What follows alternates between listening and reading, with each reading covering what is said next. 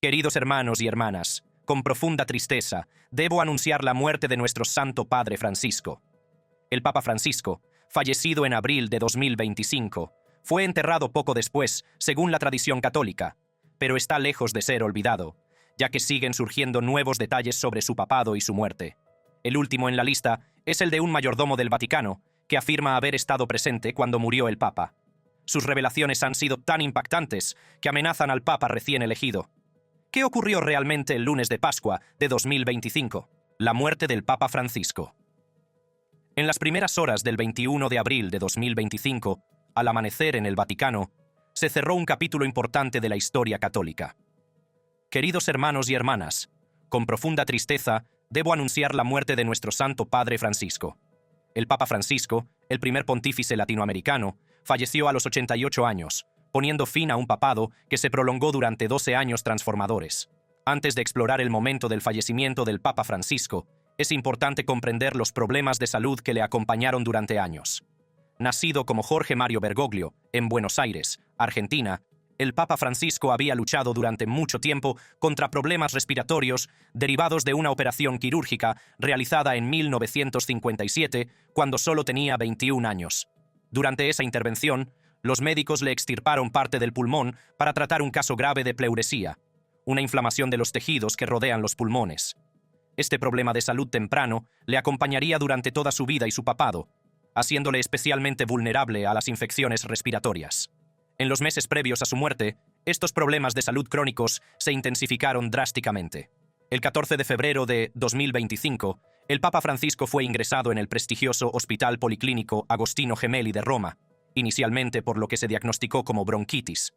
Sin embargo, su estado se deterioró rápidamente y, el 18 de febrero, solo 4 días después, los profesionales médicos confirmaron que padecía neumonía bilateral, una infección grave que afecta a ambos pulmones simultáneamente. Lo que siguió fue uno de los periodos más preocupantes del papado del Papa Francisco desde el punto de vista de la salud. Su estancia en el hospital se prolongó hasta los 38 días, durante los cuales se enfrentó a varios episodios críticos. La situación se volvió especialmente alarmante alrededor del 22 de febrero, cuando funcionarios del Vaticano informaron de que el Papa estaba sufriendo una crisis respiratoria que requería oxigenoterapia de alto flujo y una transfusión de sangre. Los boletines médicos publicados en ese momento también señalaban una insuficiencia renal leve, aunque los médicos aseguraron al público que este aspecto de su estado estaba bajo control.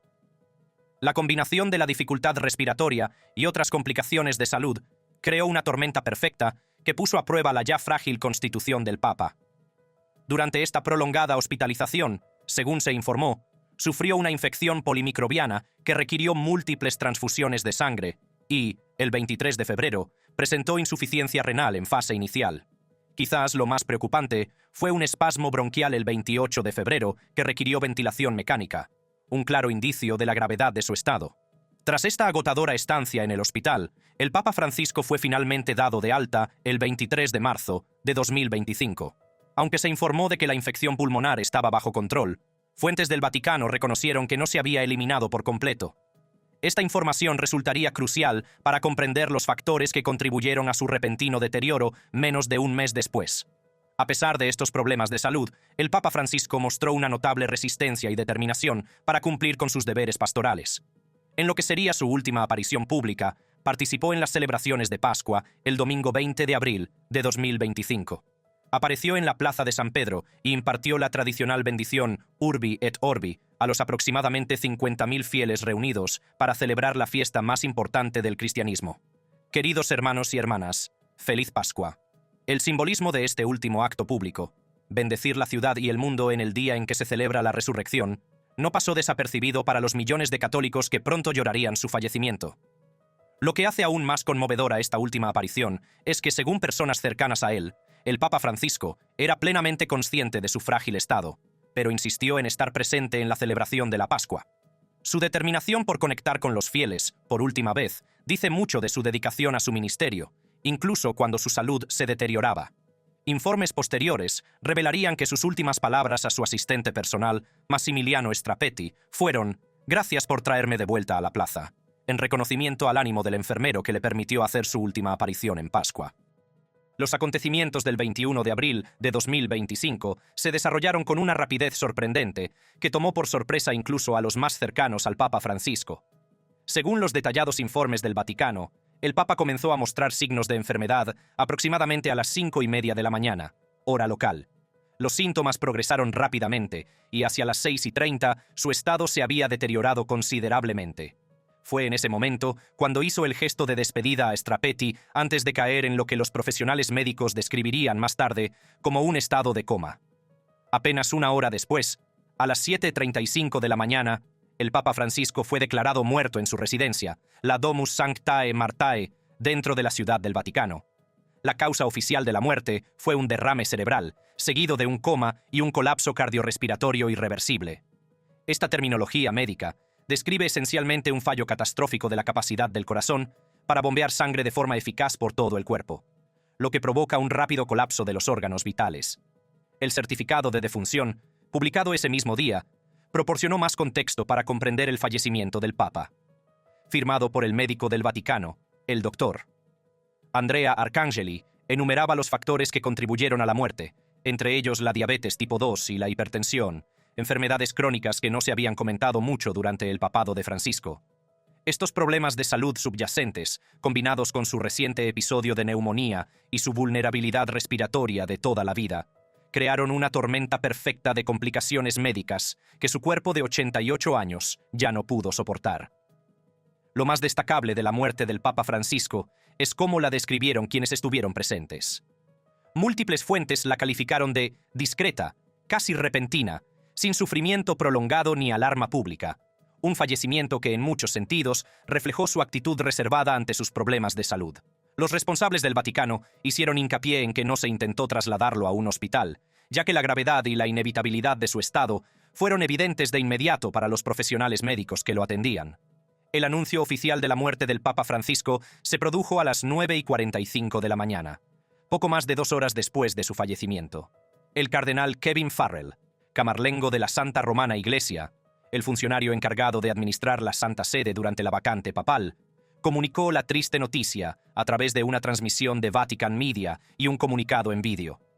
Esta declaración formal puso en marcha los antiguos protocolos que rigen el período entre papas, conocido como sede vacante o sede vacante. Tras el anuncio de la muerte del Papa Francisco, el Vaticano inició el tradicional período de luto conocido como novendiales, 9 días de luto oficial que preceden al funeral papal.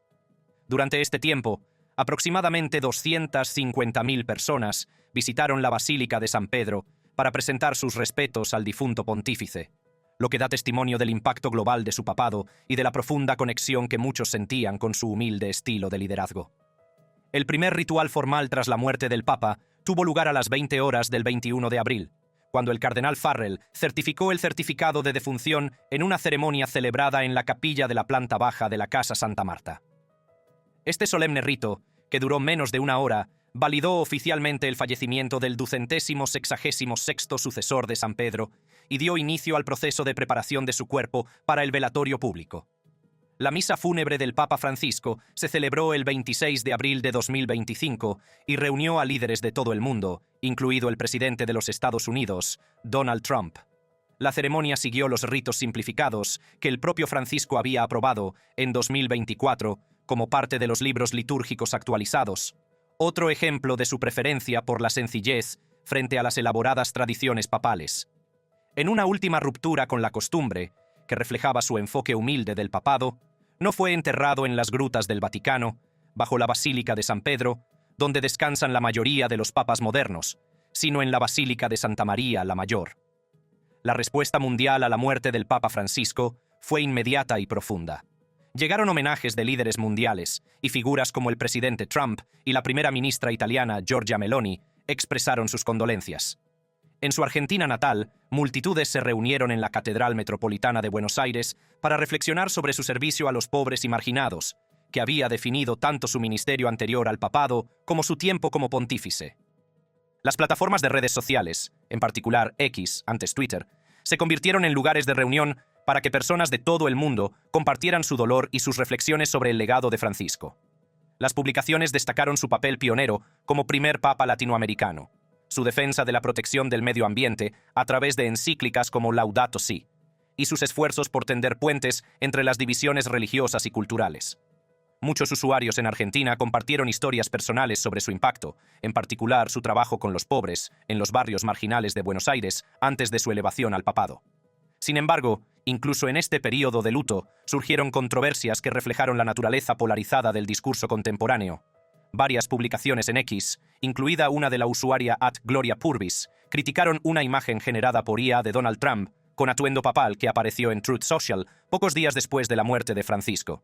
Esta imagen fue condenada como irrespetuosa y anticatólica por muchos usuarios, y algunos, como AO Bishop Paprocki, pidieron una disculpa pública. Al concluir los novendiales, la atención se centró en lo que vendría después: la reunión de cardenales de todo el mundo para el cónclave que elegiría al próximo papa. Poco sabía el mundo que este cónclave daría lugar a uno de los resultados más sorprendentes y controvertidos de la historia papal moderna: el Papa León XIV. Mientras el mundo seguía llorando la muerte del Papa Francisco, la maquinaria de la sucesión papal comenzó a moverse silenciosamente. El 28 de abril de 2025, solo 7 días después de la muerte del Papa Francisco, el Vaticano anunció que el cónclave para elegir a su sucesor comenzaría el 7 de mayo. Este calendario se ajustaba al proceso tradicional, equilibrando la necesidad de un duelo adecuado con la importancia de garantizar la continuidad en el liderazgo de la Iglesia. Para quienes no estén familiarizados con el proceso, un cónclave papal representa uno de los sistemas electorales más antiguos y secretos que aún existen en el mundo moderno. La palabra cónclave proviene del latín cum clave, que significa con llave, en referencia a la práctica de encerrar literalmente a los cardenales electores hasta que llegan a una decisión. Regido por las normas establecidas en la Constitución Apostólica Universi Dominici Gregis, el cónclave de 2025 contó con la participación de 135 cardenales electores elegibles, los menores de 80 años, aunque finalmente solo participaron 133 debido a ausencias por motivos de salud. El escenario de esta trascendental reunión fue, como manda la tradición, la Capilla Sixtina, quizás el espacio sagrado más famoso de la cristiandad. Bajo el magistral techo de Miguel Ángel, que representa la creación, y frente a su imponente juicio final, los cardenales emitieron sus votos en un proceso prácticamente inalterado durante siglos. Los requisitos para la elección seguían siendo estrictos. El candidato elegido debía obtener una mayoría de 2/3 más un voto, lo que significaba que se necesitaban 89 votos de los 133 cardenales participantes. Las medidas de seguridad en torno al cónclave fueron extraordinariamente estrictas, reflejando tanto las antiguas tradiciones como las preocupaciones modernas. Se instalaron inhibidores de señales para impedir las comunicaciones electrónicas y se registraron las habitaciones de los cardenales en busca de dispositivos de escucha. La famosa vigilancia de la chimenea comenzó tan pronto como se cerró el cónclave, con los ojos del mundo fijos en el pequeño tubo metálico que sobresalía del techo de la Capilla Sixtina, a la espera de la señal reveladora: humo negro para indicar que la votación no había sido concluyente, y humo blanco para indicar que se había elegido un nuevo papa. El 7 de mayo de 2025, el cónclave comenzó formalmente con la entrada de los cardenales en la Capilla Sixtina, mientras cantaban la letanía de los santos. Una vez dentro, cada cardenal prestó juramento de secreto sobre los evangelios, comprometiéndose a cumplir las normas del cónclave y a mantener la confidencialidad absoluta sobre los procedimientos. A continuación, se cerraron ceremoniosamente las puertas y se celebró la primera votación esa misma noche. Según informó la Associated Press, esta primera votación dio como resultado un humo negro, lo que indicaba que ningún candidato había alcanzado el umbral requerido de 2/3. Este resultado era esperado, ya que la primera votación suele servir como una especie de sondeo que permite a los cardenales evaluar el nivel de apoyo de los distintos candidatos. Lo que quizá era menos esperado era la rapidez con la que el cónclave llegaría a su conclusión. La mañana del 8 de mayo de 2025 amaneció con el mundo aún pendiente de la chimenea de la Capilla Sixtina. Los cardenales se habían reunido para la oración matutina y se preparaban para las sesiones de votación del día. Lo que sucedió a continuación haría historia en múltiples frentes. Tras solo 4 votaciones, un proceso extraordinariamente rápido, según los estándares históricos, el humo blanco salió de la chimenea de la capilla aproximadamente a las 11:20 de la mañana, señalando al mundo que la Iglesia Católica tenía un nuevo líder. La decisión relativamente rápida, que solo llevó 2 días, se alineó con las tendencias recientes, en las que papas como Benedicto XVI y Francisco fueron elegidos en cuestión de días, aunque fue mucho más breve que muchos cónclaves históricos, que a veces duraban meses. La identidad del nuevo papa siguió siendo un misterio hasta que el cardenal protodiácono Dominique Mamberti apareció en el balcón central de la Basílica de San Pedro para hacer el tradicional anuncio. Con las palabras «Habemus papam», «Tenemos papa», reveló a la multitud que esperaba y al mundo a través de la retransmisión en directo que el cardenal Robert Francis Prevost había sido elegido y había elegido el nombre de León XIV. «Habemus papam». Este anuncio causó una conmoción inmediata entre la multitud reunida y en los medios de comunicación de todo el mundo. El cardenal Prevost, de 69 años y natural de Chicago, acababa de hacer historia al convertirse en el primer papa estadounidense en los 2000 años de historia de la Iglesia Católica. No solo eso, sino que, como miembro de la Orden de San Agustín, también era el primer papa agustino de la era moderna, lo que añadía otra capa de importancia histórica a su elección. Minutos después del anuncio, el recién elegido Papa León XIV apareció en el balcón, vestido con la tradicional sotana papal blanca. Sus primeras palabras a la multitud y al mundo fueron sencillas pero profundas. «La paz sea con todos vosotros», pronunciadas en italiano, español y latín. Este saludo trilingüe enfatizó tanto sus raíces estadounidenses como sus profundos vínculos con América Latina, en particular con Perú, donde había pasado gran parte de su carrera religiosa.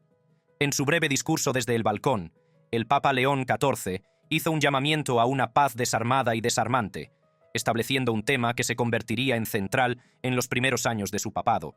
Rindió homenaje a su predecesor, el Papa Francisco, pero no hizo referencia alguna a las controversias que pronto surgirían en torno a su propio pasado. En cambio, se centró en la unidad y la evangelización, temas que resonaron en la multitud reunida en la Plaza de San Pedro.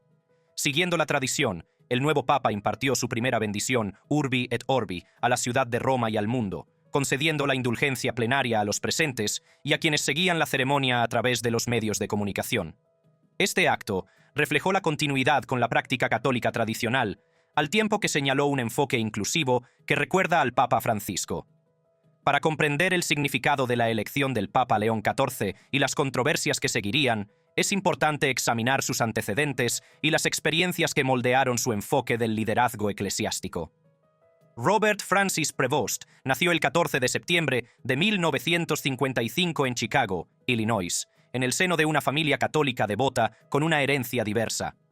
Su ascendencia es un auténtico mosaico americano, con raíces francesas, italianas y españolas, así como haitianas y criollas. Este bagaje multicultural resultaría muy valioso en su ministerio global y pudo haber sido un factor determinante en su elección como líder de una iglesia mundial. La educación de Prevost fue amplia e impresionante. Obtuvo una licenciatura en matemáticas por la Universidad de Villanova, seguida de una maestría en teología por la Catholic Theological Union, y finalmente un doctorado en Derecho Canónico por la Pontificia Universidad de Santo Tomás de Aquino en Roma. Esta combinación de precisión matemática, profundidad teológica y experiencia canónica le proporcionó una base intelectual versátil para sus futuras funciones. Su trayectoria religiosa comenzó en serio cuando fue ordenado sacerdote agustino en 1982. A continuación, desarrolló una carrera marcada por un importante servicio internacional, en particular su labor como misionero en Perú entre 1985 y 1998. Este periodo en Perú resultó formativo, ya que estableció profundos vínculos con América Latina que se reflejarían en las propias raíces latinoamericanas del Papa Francisco. Estos lazos eran tan fuertes que Prevost acabó obteniendo la ciudadanía peruana, además de su nacionalidad estadounidense. El ascenso de Prevost en la jerarquía eclesiástica fue constante e impresionante. De 2001 a 2013 fue prior general de los agustinos, líder mundial de su orden religiosa. Tras este cargo mundial, regresó a Perú, donde fue obispo de Chiclayo de 2015 a 2023.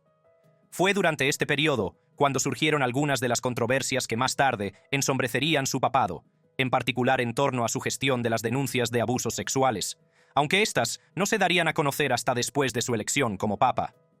El Papa Francisco nombró cardenal a Prevost en 2023, un ascenso relativamente reciente que lo situó entre los candidatos elegibles al papado. Antes de su elección como papa, Prevost había sido prefecto del Dicasterio para los Obispos y presidente de la Comisión Pontificia para América Latina, cargos que le otorgaron una gran influencia en la administración vaticana y demostraron la confianza del Papa Francisco en sus dotes de liderazgo. Su elección del nombre papal León tuvo una importante resonancia histórica. El nombre evocaba recuerdos del Papa León XIII, conocido por su defensa de la justicia social a través de encíclicas como Rerum Novarum, que abordaba las condiciones de las clases trabajadoras. Esta elección sugería un papado que haría hincapié en la enseñanza social, al tiempo que honraba la tradición agustiniana, ya que San León Magno era muy respetado por San Agustín. Al concluir el primer día del papado de León XIV, pocos podían prever la tormenta de controversias que se desataría rápidamente en torno al nuevo pontífice. Las primicias históricas y los mensajes de paz pronto se verían eclipsados por graves acusaciones sobre sus acciones pasadas, lo que planteó dudas sobre si los cardenales habían examinado a fondo su histórica elección y sentó las bases para un papado que comenzaría bajo una nube de escrutinio y debate. Controversias. A medida que se iba apagando el entusiasmo inicial por la histórica elección de un papa estadounidense, comenzaron a surgir inquietantes acusaciones sobre la gestión del Papa León XIV en casos de abusos sexuales, lo que ensombreció lo que debería haber sido un momento de unidad y renovación para la Iglesia Católica.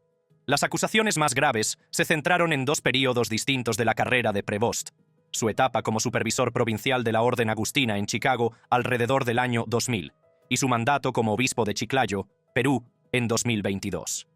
Estas preocupaciones ya habían sido planteadas antes de su elección por la Red de Supervivientes de Abusos por parte de sacerdotes, SNAP, que había presentado una denuncia formal ante el secretario de Estado del Vaticano, el cardenal Pietro Parolin, en marzo de 2025, pocas semanas antes de la muerte del Papa Francisco.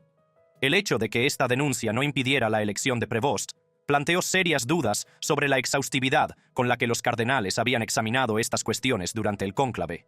Las acusaciones de Chicago eran especialmente detalladas y perturbadoras.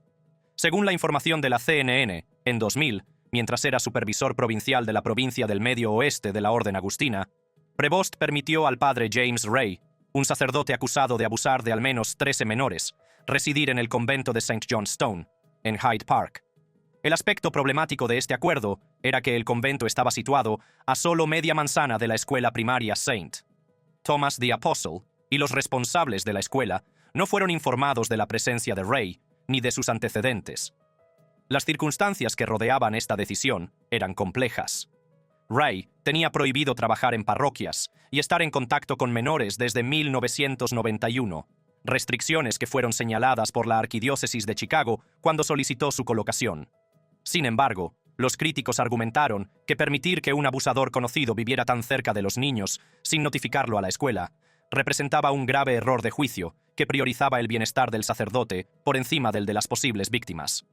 Ray permaneció en el convento hasta 2002 y finalmente fue expulsado del sacerdocio en 2012.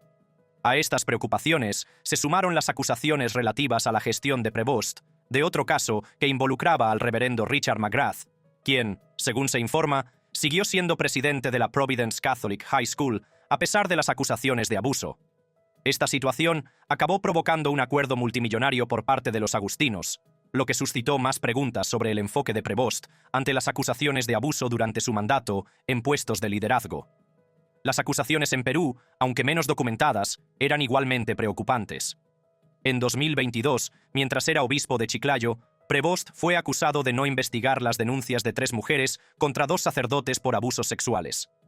Las mujeres, identificadas como las hermanas Ana María Quispe, Juana Mercedes y Aura Teresa, denunciaron que habían informado a Prevost de los abusos en abril de 2022, pero que, en lugar de iniciar una investigación canónica, como exige la ley de la Iglesia, él las remitió a las autoridades civiles.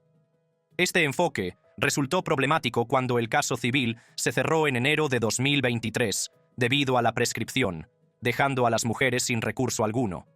La diócesis, bajo el liderazgo de Prevost, negó las acusaciones, pero el caso cobró nueva relevancia cuando fue reabierto en diciembre de 2023 por el sucesor de Prevost, el obispo Guillermo Cornejo, después de que las acusaciones se hicieran públicas. Cuando estas acusaciones salieron a la luz en los días posteriores a la elección del Papa León XIV, la respuesta de los grupos de defensa de las víctimas fue rápida y contundente.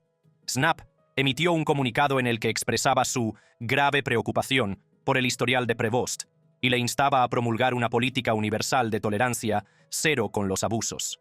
Del mismo modo, Bishop Accountability, otra destacada organización de defensa, cuestionó si los cardenales habían considerado adecuadamente estas cuestiones antes de elegirlo papa. La respuesta del Vaticano a estas acusaciones fue limitada e indirecta. Hubo informes de que funcionarios del Vaticano negaron que Prevost hubiera autorizado los arreglos de Rey en Chicago, pero no se produjo una refutación exhaustiva de las acusaciones. El propio Papa, León XIV, no abordó directamente estas cuestiones en sus primeras declaraciones públicas, centrándose en cambio en temas de paz y unidad, que, aunque importantes, parecían eludir la creciente controversia. Más allá de las profundamente preocupantes acusaciones de abusos sexuales, el Papa León XIV se enfrentó a un escrutinio en varios otros frentes, en particular en lo que respecta a sus posiciones sociales y doctrinales y a la dinámica sin precedentes de ser el primer papa estadounidense de la historia. En cuestiones sociales, el historial de Prevost revelaba una postura generalmente conservadora, más alineada con la enseñanza tradicional de la Iglesia que con los elementos más progresistas que habían ganado visibilidad durante el papado del Papa Francisco. Su oposición a la ordenación de mujeres se convirtió en un tema de debate, con comentarios de 2022 en los que afirmaba que clericalizar a las mujeres no resolvería los problemas. Esta postura, aunque coherente con la doctrina católica oficial, decepcionó a los defensores de una mayor inclusión de las mujeres en el liderazgo de la Iglesia, especialmente dado que el número de mujeres en puestos de liderazgo laico sigue creciendo en todo el mundo. Del mismo modo, sus comentarios de 2012, en los que expresaba su preocupación por el estilo de vida homosexual y su postura ambigua sobre las bendiciones a las parejas del mismo sexo, suscitaron críticas entre los católicos progresistas. Esto le situó como potencialmente menos acogedor con los católicos LGBTQ+, que el Papa Francisco, aunque sus partidarios señalaron que había mostrado apertura hacia los grupos marginados a lo largo de su ministerio, especialmente durante su estancia en Perú. La dimensión política de los antecedentes del Papa León XIV también surgió como un punto de controversia, en particular su historial de registro como votante en Estados Unidos, que mostraba su participación en las primarias republicanas. Aunque no estaba afiliado formalmente a ningún partido político, este historial electoral suscitó dudas sobre un posible sesgo político, una cuestión delicada para un líder religioso mundial que se espera que trascienda las divisiones políticas nacionales. Esta preocupación era especialmente acuciante, dado que Donald Trump es presidente de Estados Unidos en 2025, lo que crea una dinámica única entre el presidente estadounidense y el primer papa estadounidense. De hecho, el mero hecho de que el Papa León XIV fuera estadounidense se convirtió tanto en un logro histórico como en un posible lastre.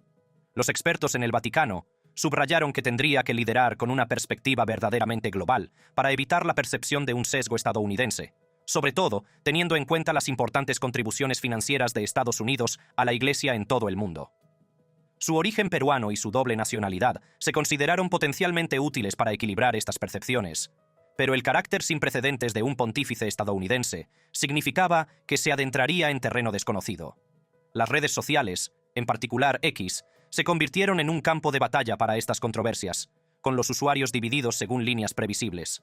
Las publicaciones que destacaban la preocupación por sus posturas conservadoras se enfrentaban a los argumentos contrarios de los tradicionalistas que apoyaban su adhesión a la doctrina establecida de la Iglesia.